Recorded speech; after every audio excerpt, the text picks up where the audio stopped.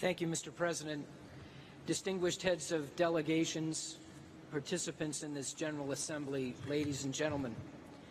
I want to start by thanking President Peña Nieto, Foreign Minister Videgaray, and the people of Mexico for hosting this year's General Assembly.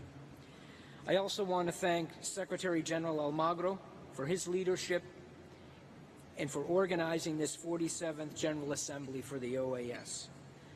I have four brief but important points. The first is a statement of the United States goals for engagement in the Americas for mutual security and shared prosperity. The United States recognizes the importance of our partnerships with our neighbors and friends in the Western Hemisphere. Our partnerships in this region are vital to our economic competitiveness and our ability to solve our shared security challenges.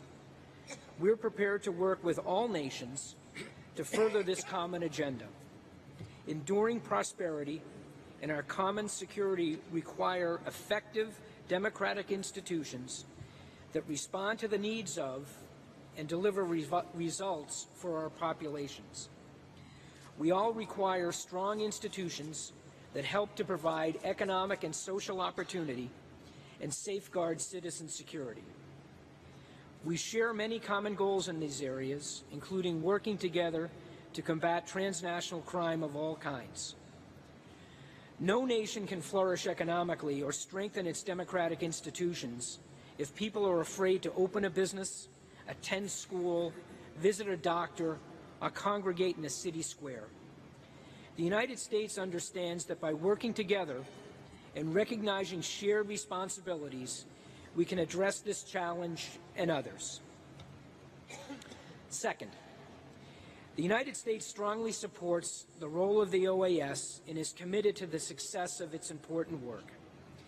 The OAS electoral observation missions throughout the hemisphere ensure that governments honor the voices of their people. The Inter-American human rights system performs an essential role in offering a line of defense against abuses. The Secretariat of Multidimensional Security does important work to improve law enforcement and promote transparency in judicial systems. The OAS mission to support the peace process in Colombia plays a critical role in monitoring the implementation of the process and ensuring commitments are met.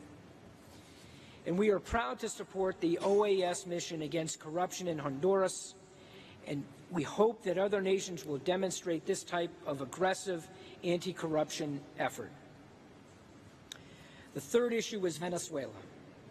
The United States remains committed to working with OAS member states to face what is a great challenge, helping the people of Venezuela find a peaceful, democratic, and lasting solution to that country's current crisis. The OAS has a critical role to play. The Inter-American Democratic Charter remains an essential element of the Inter-American system that our nations created together. Today we recall the Charter and the commitment of our countries to uphold and defend democracy. We've all been alarmed by the dramatic deterioration of democratic norms in Venezuela, as well as the attendant violence in which many people have died.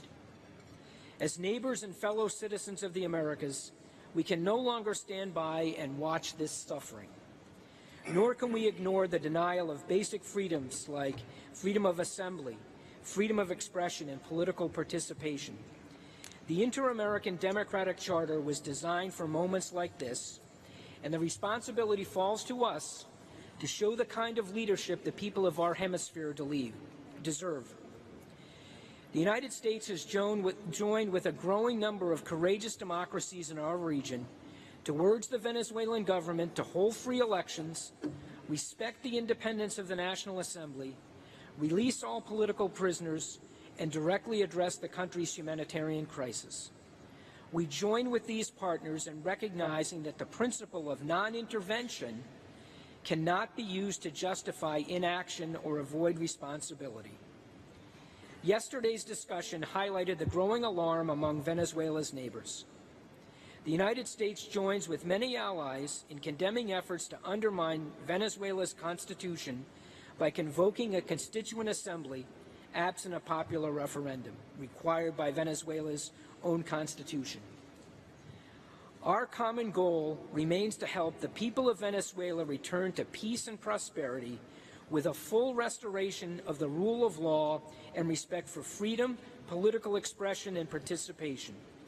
The United States supports the establishment of an action-oriented contact group of governments in accordance with the principles of the OAS Charter and in the spirit of the Democratic Charter. My final point concerns Caribbean strategic engagement. I want to highlight this renewed critical area of focus for the United States. Recently, we sent to the United States Congress a multi-year strategy for the Caribbean, the Caribbean Strategic Engagement Act. Our strategy establishes a broad-based framework for deepening our multilateral cooperation in forums such as the OAS, for enhancing the United States partnership with the region in the areas of security, diplomacy, prosperity, energy, education, and health. We look forward to working with our Caribbean partners to strengthen these areas of mutual benefit.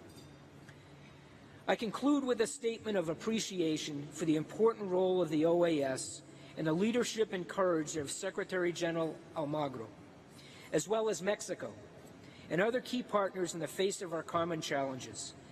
Secretary Almagro recently received the prestigious Freedom Award in Washington, D.C.